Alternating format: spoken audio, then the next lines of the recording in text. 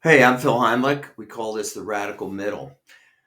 Do you guys remember Walter Cronkite? He was the CBS anchorman in the 60s and 70s. I know I'm dating myself, but he was known as the most trusted man in America. You see, in those days, we only had three sources of news: CBS, ABC, and NBC. On NBC, you had Huntley Brinkley. On ABC, you had Howard K. Smith. And CBS had Walter Cronkite. But here's the thing, they pretty much reported the same news. They weren't trying to persuade you of a particular point of view. They just told you what happened that day. Because all of us saw the same news, when Richard Nixon got caught covering up the Watergate burglary and paying hush money to the burglars, everybody learned about it.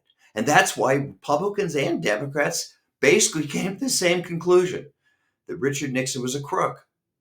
But today, things are different. We can choose whatever news we want to hear.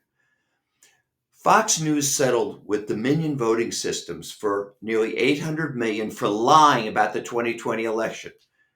But do you know who never really learned about it? The people who watch Fox News, because they hardly covered it. The problem is these stations, whether they're on the left or the right, they play to our existing beliefs, so we never get the full story. They just tell us what we already believe. And that is why our country is so polarized. I'm Phil Heimlich, and this is the Radical Middle.